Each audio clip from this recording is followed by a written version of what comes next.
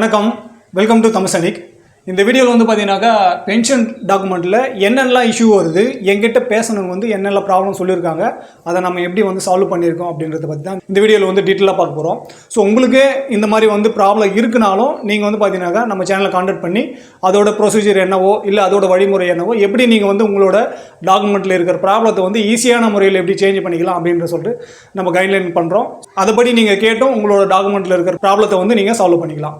So இந்த video பார்க்குறதுக்கு முன்னாடி என்னோட வேண்டுகோள் என்னென்னு பார்த்தீங்கன்னாக்கா, ஃபஸ்ட் டைம் நம்ம சேனல் பார்க்குறவங்க மறக்காம சேனல் சப்ஸ்கிரைப் பண்ணுங்கள். அதே போல் பக்கத்தில் இருக்க பெல் ஐக்கானை கிளிக் பண்ணிங்க.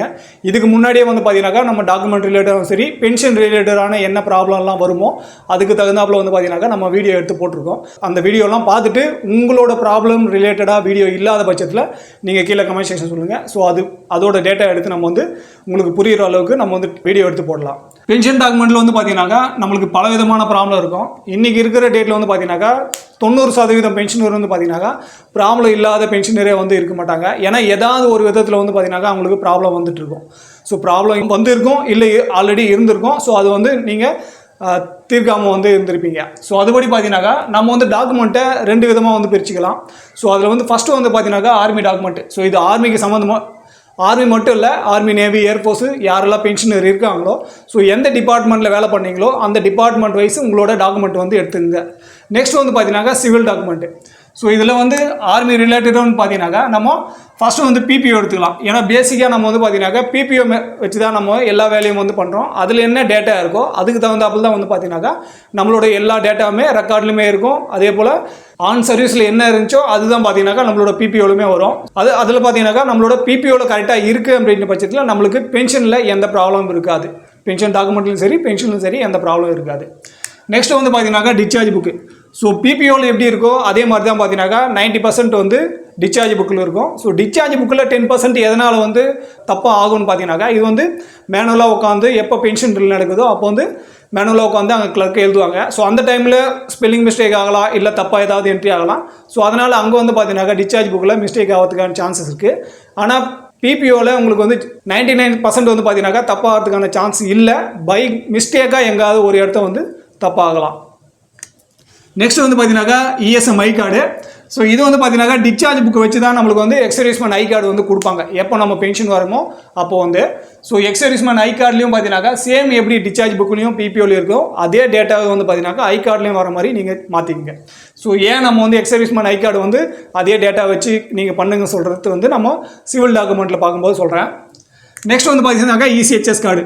ஸோ இசிஹெச்எஸ் கார்டு நீங்கள் அப்ளை பண்ணும்போது பார்த்தீங்கன்னாக்கா ஆஸ் பர் பிபிஓவில் ரெக்கார்டில் எப்படி இருக்கோ அதே மாதிரி தான் உங்களோட நேமும் சரி டேட் ஆஃப் பர்த்தும் சரி மென்ஷன் ஆகிட்டு வரும். ஸோ அதில் வந்து உங்களுக்கு இப்போது 2006க்கு முன்னாடி வந்த பென்ஷனரு இல்லை 2000க்கு முன்னாடி வந்த பென்ஷனருக்கெல்லாம் பார்த்தீங்கன்னாக்கா பிபிஓவில் வெறும் ஸ்பௌஸோட டேட் ஆஃப் இயர் மட்டும்தான் இருக்கும், மந்த்து டேட் வந்து இருக்காது. ஸோ அவங்களுக்கெல்லாம் உங்களோட இசிஹெச்எஸ் கார்டு இருக்குனாக்கா ஸோ அந்த கார்டில் என்ன டேட் ஆஃப் பர்த் மென்ஷன் ஆகிருக்கும் அதுதான் பார்த்தீங்கன்னாக்கா உங்களோட ரெக்கார்டில் வந்து மென்ஷன் ஆகிருக்கும். இது வந்து ஸ்பௌஸோட டேட் ஆஃப் பர்த் சொல்கிறோம்.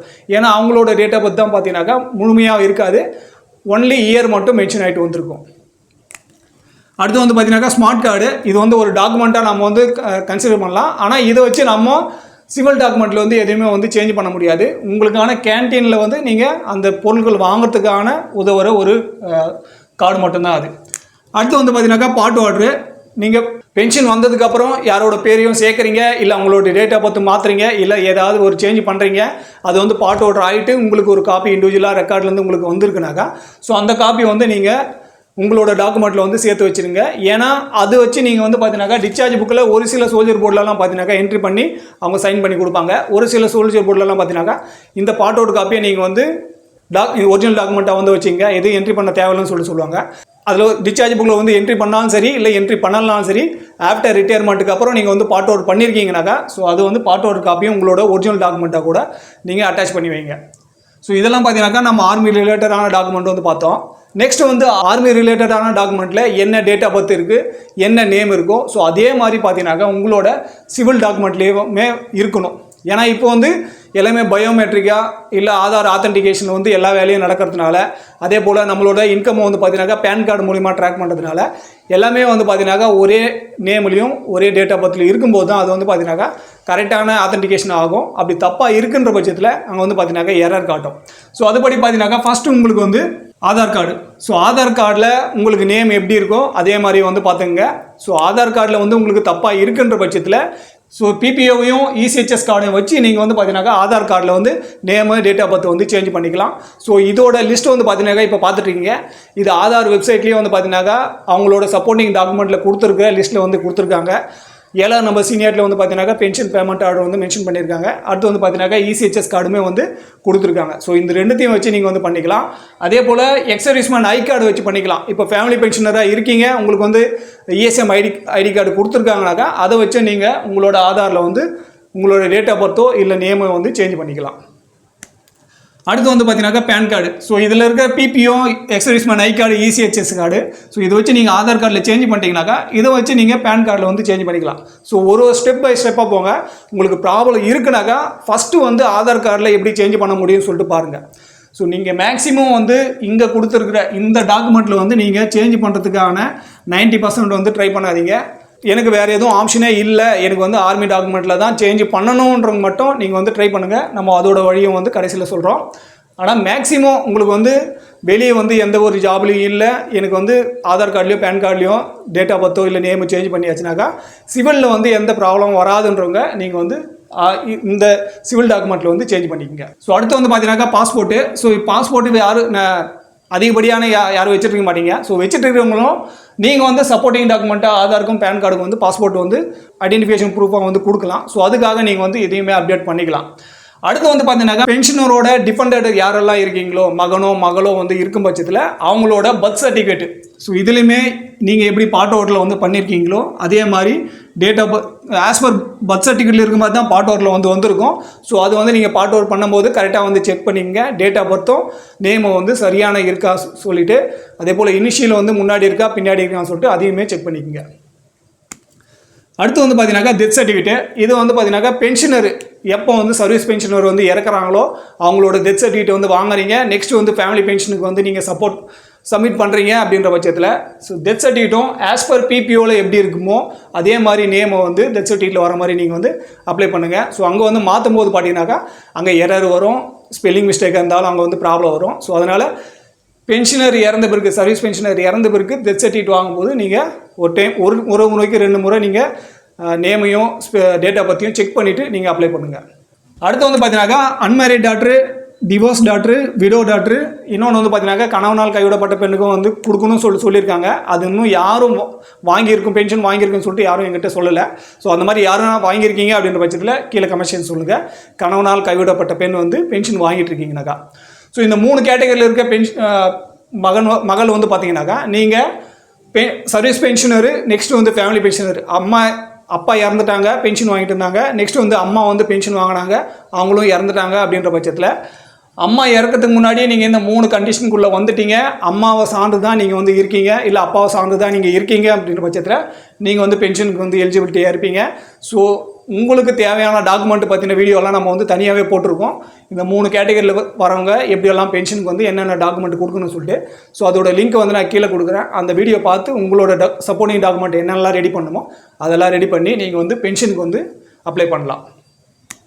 அடுத்து வந்து பார்த்தீங்கன்னாக்கா டிசபிலிட்டி சைல்டு இருக்காங்க, அது வந்து மகனாக இருக்கலாம் இல்லை மகளாக இருக்கலாம். ஸோ 2 பேருக்குமே வந்து பார்த்தீங்கன்னாக்கா பென்ஷன் வந்து எலிஜிபிலிட்டி இருக்குது. பென்ஷனரும் ஃபேமிலி பென்ஷனரும் இறந்த பிறகு. ஸோ டிசபிலிட்டி இருக்கவங்க நீங்கள் வந்து எந்த ஸ்டேட்டில் இருக்கீங்களோ அந்த ஸ்டேட்டில் வந்து பார்த்தீங்கன்னாக்கா டிசபிலிட்டி சர்டிஃபிகேட் வாங்கிக்கிங்க. அந்த டிசபிலிட்டி சர்டிஃபிகேட்டை வச்சு நீங்கள் ரெக்கார்டில் வந்து பார்ட் அவுட் பண்ணுங்கள். என்னோட மகனோ இல்லை மகளோ வந்து டிசபிலிட்டியாக இருக்காங்க. ஸோ அந்த பார்ட் அவுட் பண்ண பிறகு உங்களோட பிபிஓவில் வந்து பார்த்தீங்கன்னாக்கா இப்போ ஸ்பார்ஸ் பிபிஓவில் வந்து கொடுத்துருப்பாங்க இந்த மாதிரி காலத்தில். ஸோ இதில் வந்து அன்மேரிட் டாக்டரா, விடோ டாக்டரா, டிவோர்ஸ் டாக்டரான்னு சொல்லிட்டு வந்திருக்கும். அதே போல் டிசபிலிட்டியாக இருக்காங்கனாக்கா எஸ் நோன்ற ஆப்ஷனும் வந்திருக்கும். ஸோ இந்த மாதிரி பிபிஓவில் உங்களுக்கு வந்து அப்டேட் ஆகிடுது அப்படின்ற பட்சத்தில் நெக்ஸ்ட் இவங்க டிசபிலிட்டி பர்சனாக இருக்காங்க, அவங்க வந்து வாங்கணும் அப்படின்ற பட்சத்தில் அவங்களுக்கு வந்து எந்த ஒரு தொந்தரவும் இருக்காது. அவங்களுக்கு ஆட்டோமேட்டிக்காக பார்த்தீங்கன்னாக்கா பென்ஷன் வந்து கிராண்ட் ஆகிறது வந்து ஈஸியாகிடும். டாக்குமெண்ட் ப்ராசஸ் வந்து சீக்கிரமாக கம்ப்ளீட் ஆகும். ஸோ இந்த ஓவராலாக இருக்கிற எல்லா டாக்குமெண்ட்லேயும் வந்து பார்த்தீங்கன்னாக்கா நீங்கள் ஃபஸ்ட்டு வந்து பார்த்தீங்கன்னாக்கா name, date of birth, address. So இதில் நேம் டேட் ஆஃப் பர்த் வந்து மேண்டேட்டி எல்லாத்துலேயுமே வந்து சேமாக இருக்கணும். நெக்ஸ்ட் வந்து பார்த்தீங்கன்னாக்கா அட்ரஸ் ஏன் சொல்கிறேன்னாக்கா, இப்போ நீங்கள் வந்து ஸ்பர்ஸ் போர்ட்டலில் லாகின் பண்ணும்போது பார்த்தீங்கன்னாக்கா இப்போது மேலே ரன்னிங்கில் வந்து ஒரு நோட்டிஃபிகேஷன் வந்து போயிட்டுருக்கோம். ஸோ அதில் வந்து பார்த்தீங்கன்னாக்கா உங்களோட பின்கோட் நம்பர் வந்து ஆதாரா கூட ஆத்தென்டிகேஷன் பண்ணும்போது 2 பின் நம்பரும் ஒன்றா இருக்கும்போது மட்டும்தான் பார்த்தீங்கன்னாக்கா அது அப்டேட் ஆகும். ஸோ அதனால் உங்களோட அட்ரஸ் வந்து சரியாக இருக்கான்னு சொல்லிட்டு நீங்கள் செக் பண்ணிங்க. அட்ரஸ் அதே போல் ஸ்பார்ஸில் நீங்கள் ஏதாவது அப்டேட் பண்ண போகிறீங்க, உங்களோட அட்ரஸ் வந்து அப்டேட் ஆகாமல் இருக்குனாக்கா ஸோ அந்த டைமில் நீங்கள் எதையுமே அப்டேட் பண்ண முடியாது. ஃபஸ்ட்டு நீங்கள் வந்து அட்ரஸ் அப்டேட் பண்ண பிறகு தான் உங்களோட பர்சனல் டேட்டாவும் சரி இல்லை மற்ற ஏதாவது டேட்டாவும் சரி அப்டேட் பண்ண போகிறீங்கனாக்கா அப்டேட்டு ஆகும். அடுத்து வந்து பார்த்தீங்கன்னாக்கா எம்ப்ளாயாக இருக்காங்க, ஸ்பௌஸு இப்போது சர்வீஸ் பென்ஷனர் வந்து இருக்காங்க, அவங்களோட மனைவி வந்து ஸ்டேட் கவர்மெண்ட்லேயோ இல்லை சென்ட்ரல் கவர்மெண்ட்லேயோ வந்து எம்ப்ளாயாக இருக்காங்க. அவங்களோட டாக்குமெண்ட்டில் எப்படி இருக்கோ அதே மாதிரி உங்களோட ஆர்மி டாக்குமெண்ட்டில் வந்து சேஞ்ச் பண்ணுங்கள். ஏன்னா இவங்க எம்ப்ளாயாக இருக்கும்போது இவங்களோட பர்சனல் டாக்குமெண்ட் எல்லாமே பார்த்தீங்கன்னாக்கா ஜாபில் இருக்காங்கனாக்கா அவங்களோட டாக்குமெண்ட் எல்லாமே பார்த்தீங்கன்னாக்கா ஒரு சீனியாரிட்டியில் இருக்கும். ஸோ அந்த டாக்குமெண்ட்டை நீங்கள் சேஞ்ச் பண்ணுறதுக்கு வந்து பார்த்தீங்கன்னாக்கா அதிக ரிஸ்க் எடுக்க வேண்டியதாக இருக்கும். ஸோ அந்த டைமில் நீங்கள் வந்து பார்த்தீங்கன்னாக்கா உங்களோட பிபிஓவில் தப்பாக இருக்குது, இல்லை இவங்களுக்கு வந்து 98 டேட் ஆஃப் பர்த்து இங்கே வந்து பார்த்தீங்கன்னாக்கா நீங்கள் 99 கொடுத்துட்டீங்க, உங்களோட பிபிஓவில் 99 வந்துருச்சுனாக்கா நீங்கள் இங்கே வந்து சேஞ்ச் பண்ணாதீங்க, இங்கே சேஞ்ச் பண்ணுங்கள். ஸோ இந்த சேஞ்ச் பண்ணுறதுக்கான டாக்குமெண்ட் என்ன வேணும்னு பார்த்தீங்கன்னாக்கா 2 நியூஸ் பேப்பரில் வந்து நீங்கள் வந்து அட்வர்டைஸ்மெண்ட் கொடுக்கணும். இங்கிலீஷில் வந்து அந்த அட்வர்டைஸ்மெண்ட் வந்து கொடுத்துருக்கணும். தமிழ் பேப்பர்லேயும் நீங்கள் கொடுக்குறது இருந்தாலும் அந்த அட்வர்டைஸ்மெண்ட் மட்டும் நீங்கள் கொடுக்குற விளம்பரம் மட்டும் பார்த்தீங்கன்னாக்கா இங்கிலீஷில் மென்ஷன் ஆகிருக்கணும். நெக்ஸ்ட் வந்து பார்த்தீங்கன்னாக்கா அஃபிடேவிட். ஸோ அந்த டேட்டா பற்றி சேஞ்ச் பண்ணுறீங்களா இல்லை நேம் சேஞ்ச் பண்ணுறீங்களான்னு சொல்லிட்டு அந்த அஃபிடேவிட் வந்து நீங்கள் வாங்கினோம். ஸோ இது ரெண்டுத்தையும் எடுத்து நீங்கள் ரெக்கார்டு காமிச்சு பார்ட் பண்ணிவிட்டு அதுக்கப்புறம் உங்களோட என்ன சேஞ்ச் பண்ணுமோ அது சேஞ்ச் ஆகியும். அந்த பிறகு நீங்கள் ஸ்பார்ஸில் நீங்களே கூட அந்த பார்ட்டோட காப்பியை வச்சு அப்டேட் பண்ணிக்கலாம்.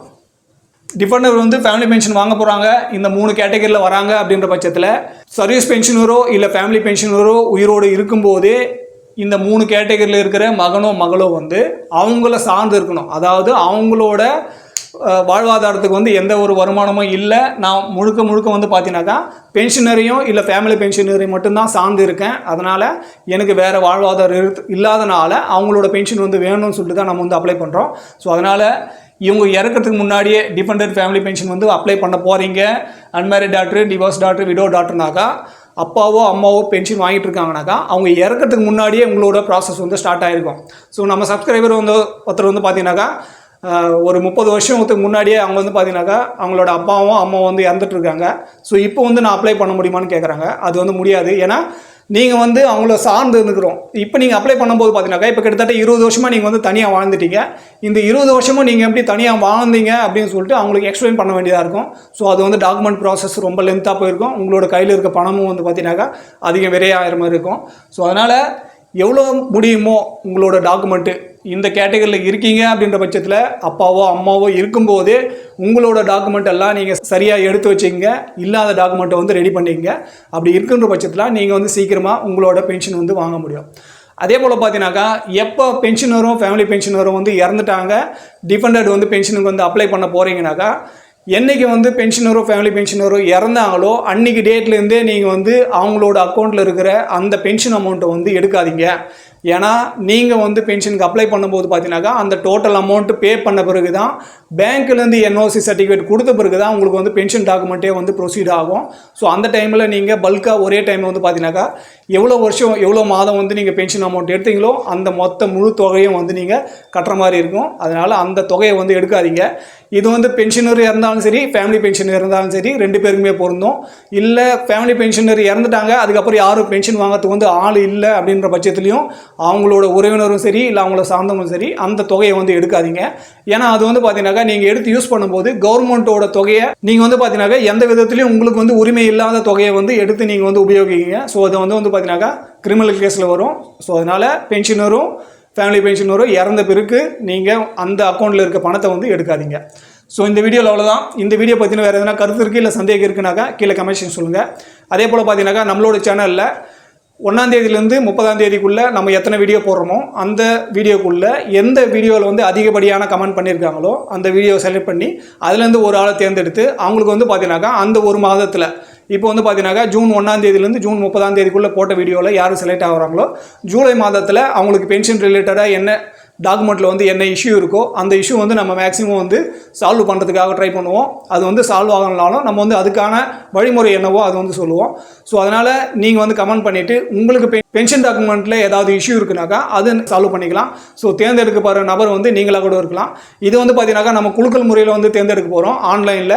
ஸோ அது வந்து எப்படி தேர்ந்தெடுக்கிறோன்றது வந்து பார்த்தீங்கன்னாக்கா நம்ம அந்த வீடியோலேயே வந்து மென்ஷன் பண்ணுவோம். ஸோ அதனால் அதிகப்படியான வந்து கமெண்ட் பண்ணுங்கள். ஸோ அந்த கமெண்ட் பண்ணுறதுல நீங்கள் வந்து செலக்ட் ஆகிறீங்கனாக்கா ஸோ நீங்கள் வந்து நம்ம சேனல் மூலமா உங்களோட பென்ஷன் டாக்குமெண்ட்டில் இருக்கிற ப்ராப்ளத்தை வந்து சால்வ் பண்ணிக்கலாம்.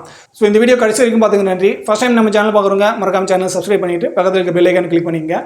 இதே போல் இன்னொரு வீடியோவில் மீண்டும் சந்திக்கலாம். நன்றி, வணக்கம்.